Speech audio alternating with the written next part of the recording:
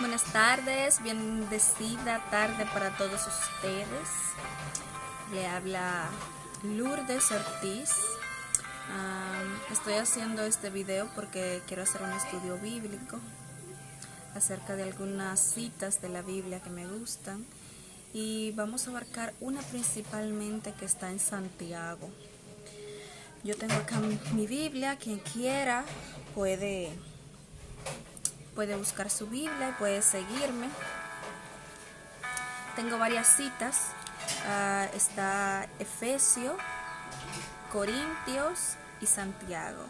Santiago es el top, es la cereza del pastel, Santiago. Pero voy a empezar por Efesios. Aquí tengo mi Biblia. Es Efesios 1, del 1 al 2. Y dice así: Pablo, apóstol de Jesucristo por la voluntad de Dios, a los santos y fieles en Cristo Jesús que están en Efeso. Gracia y paz a vosotros, de Dios nuestro Padre y el Señor Jesucristo. Para mí la palabra gracia es una palabra demasiado hermosa. ¿Por qué? Porque nosotros somos salvos por la gracia del Espíritu Santo. Cuando el Señor murió en la cruz, se sacrificó por nosotros para que nuestros pecados fueran perdonados, fuimos salvos por gracia. La palabra paz es una palabra muy grande también. ¿Por qué? Porque ahora mismo la paz es lo que más anhelamos en el mundo, viendo esta situación que está pasando. Entonces, ¿qué mejor sería que hubiese paz? Fuera lo mejor. Gracia del Espíritu Santo, de Jesús, de Dios, y paz en el mundo entre los hombres. Eso me dice a mí, esas citas, quiere decir gracia y paz a vosotros de parte de Dios, nuestro Padre, y del Señor Jesucristo, que es su Hijo. Es una cita muy corta y muy linda, pero es una cita abierta. O sea, cada persona tiene su forma de pensar, su forma de interpretarlo. Es una cita que se las dejo abierta para que ustedes la interpreten como ustedes quieran, como Dios le habla a su vida a cada uno de ustedes. La otra es Corintios 14, capítulo 14, versículo 2. Aquí la tengo en la Biblia. El hablar en lenguas. Porque el que habla en lenguas no habla a los hombres, sino a Dios, pues nadie le entiende, aunque por el Espíritu Santo habla ministerios. ¿Qué quiere decir esto? ¿Qué quiere decir esto? Porque el que habla en lenguas no habla a los hombres. Es así mismo, cuando tú hablas en lengua, tú te estás dirigiendo directamente a Dios. No te estás dirigiendo a tu iglesia, te diriges a Dios, especialmente a Dios. Tenemos Corintios, el siguiente versículo: pero el que profetiza habla a los hombres para edificación, exhortación y consolación. Cuando tú predicas la palabra del Señor, tú le estás llevando esperanzas a esa persona que quizá tienen su esperanza perdida, a esa persona que quizás ya no tienen una razón por la cual luchar, que han perdido familiares, que han perdido sus hijos, sus familias totalmente, que lo han perdido todo. Pero cuando tú predicas la palabra de Dios, la palabra del Señor Jesucristo, tú estás llevando esperanza, estás llevando consolación a esas personas, porque no hay ninguna tristeza tan grande que el Señor Jesucristo pueda llenar. No la hay, no hay ningún vacío tan grande que Dios no pueda llenar en la vida de cada persona. Seguimos con Corintios el versículo 4 de ese mismo capítulo. El que habla en lengua extraña a sí mismo se edifica, pero el que profetiza edifica a la iglesia. Exactamente. Cuando tú hablas en lengua, tú estás hablándole directamente a Dios para ti mismo.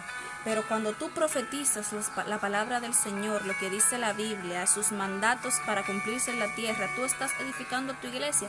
¿Quiénes son tu iglesia? El pueblo de Dios, el pueblo de Dios que hay alrededor, el pueblo de Dios por el cual Él vendrá. Esa es la iglesia. Entonces, nosotros debemos tratar, los evangélicos, de profetizar la palabra de Dios para que todas las personas, cuando llegue el momento, no digan que fue por ignorancia, sino porque no quisieron seguir a Cristo. Entonces, eso es un versículo que me gusta mucho y es muy importante. Para finalizar, tenemos a Santiago. Santiago, me encanta. Es primera de Santiago.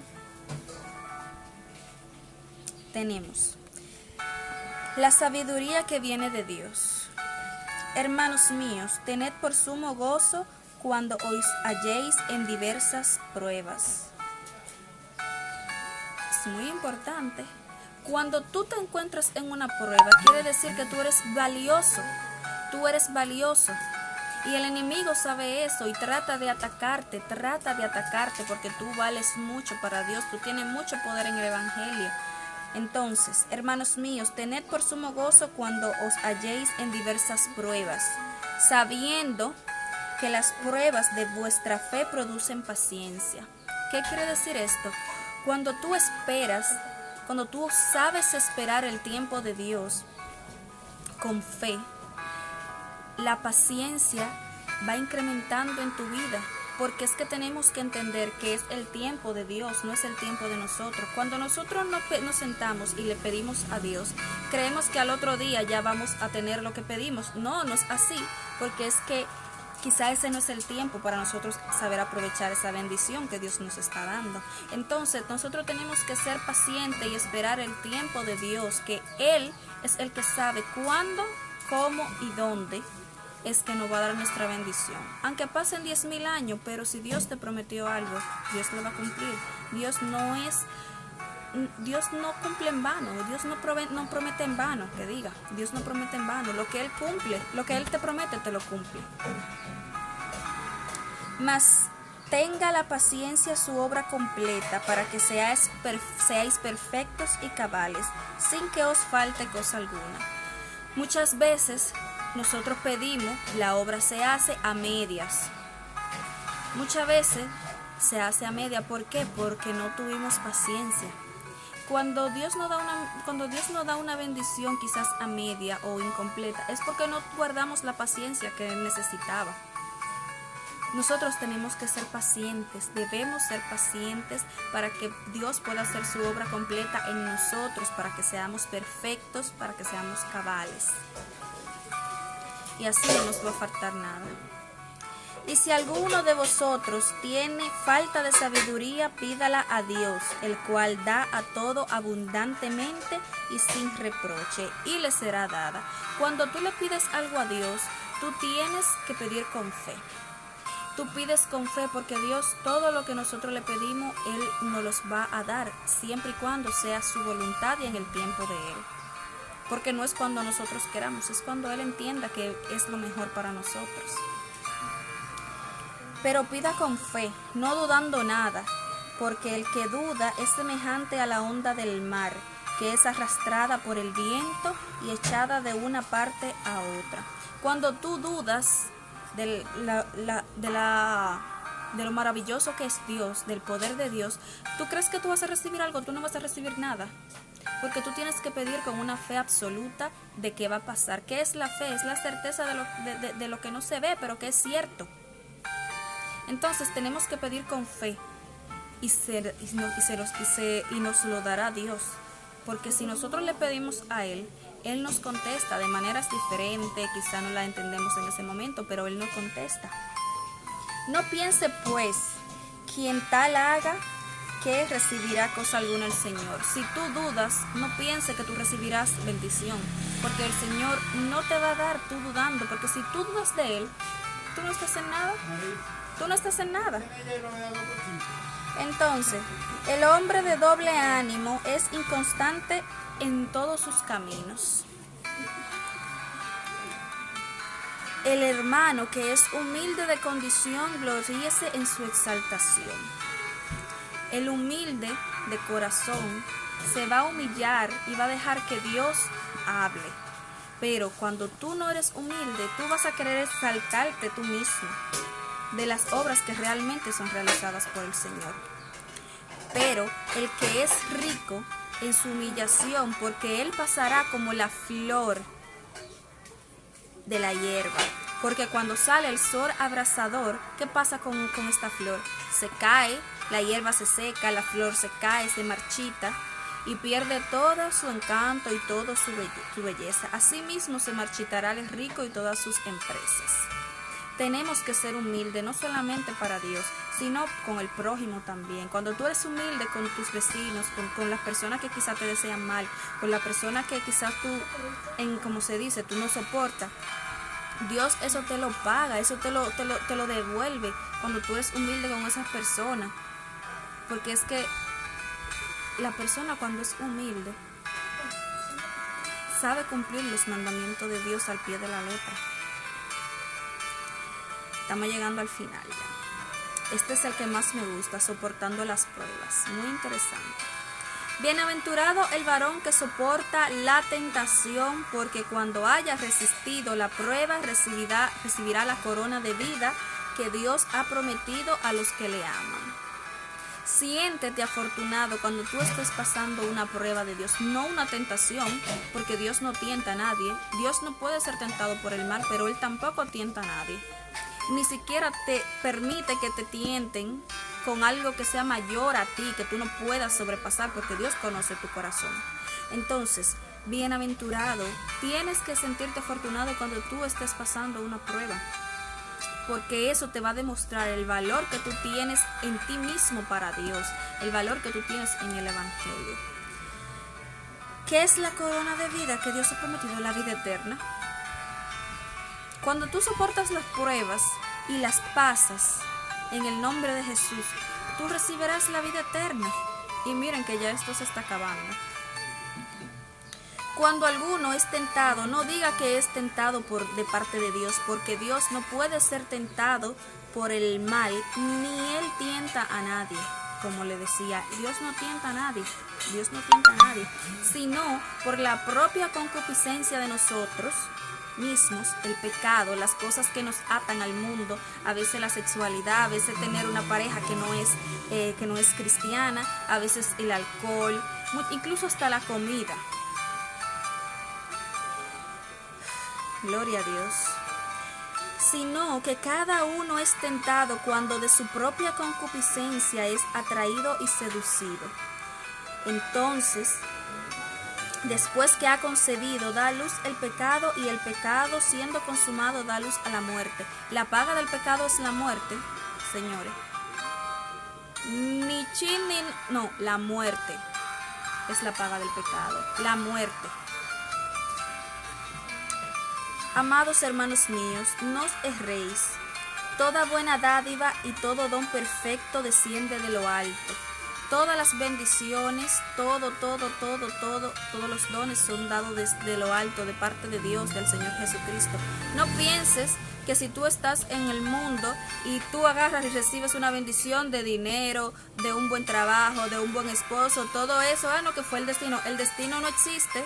Aquí solamente existe Dios y el diablo. Esas son las dos únicas fuerzas sobrenaturales que existen.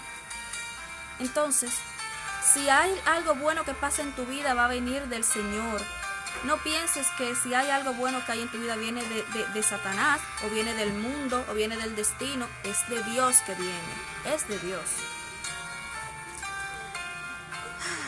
Del Padre de las luces que está en lo alto, el cual no hay mudanza ni sombra de variación.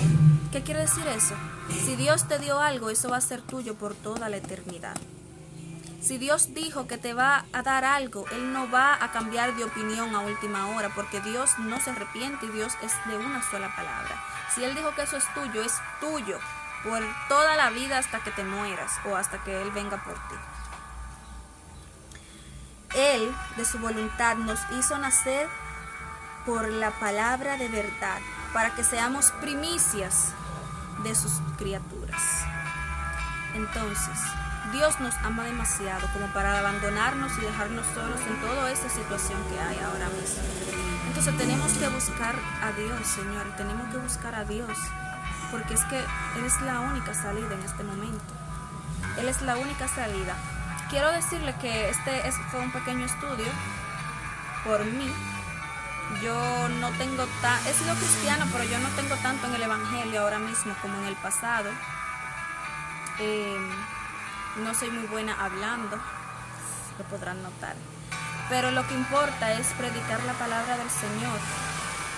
Eso es lo más importante. Entonces, yo quiero que ustedes entiendan que hay que buscar de Dios. Cuando tú buscas a Dios, tú tienes todo, tu vida se completa automáticamente. Todo lo que te falta, Dios lo va a llenar. Todo lo malo que tú tienes en tu vida, Dios lo va a apartar, porque Dios solamente quiere darte cosas buenas. Dios solamente quiere traer cosas maravillosas a tu vida, sanación, salvación, misericordia. Dios ha sido tan misericordioso en mi vida que en otro video yo les voy a contar las cosas que Dios ha hecho en mi vida. Dios me ha salvado de la muerte. Y quizás van a decir, no, porque ese no era tu tiempo. Exacto. Ese no era mi tiempo. Por lo tanto, Él me salvó de la muerte. Para terminar, quiero hacer una oración por esas personas que quieren ir al Señor. Yo sé que quieren ir, pero tienen algo que ahora mismo como que no los deja. Padre de la gloria, te pido por favor por esas personas que tanto necesitan de ti, por esas personas que tanto necesitan de tu misericordia, Señor. Cúbrelos y protégelos, dales sabiduría para que ellos sepan ir a tus pies, para que se humillen ante ti, para que ellos entiendan, Señor, que tú eres la única salida en este tiempo de tormenta, para que entiendan que esto va a pasar, pero cuando sea tu voluntad. Padre, yo reprendo todo espíritu de maldad, toda piedra de tropiezo, toda malicia, toda mortandad que haya en el camino de las personas que conozco, incluso de las personas que no conozco, Señor. Te pido que todo eso sea reprendido en el nombre poderoso de Jesús, que cubres con tu sangre, Señor, cada hogar de la Romana, cada hogar de Villahermosa donde yo vivo, cada hogar del mundo, Padre, para que por favor, Señor, puedan ir a tus pies, puedan ir a tus dulces brazos, Señor, para que tú puedas acogerlos y abrigarnos como niños, Señor. Señor, todo esto te lo pide este corazón humillado ante ti, Padre. En el nombre de Jesús. Amén y amén.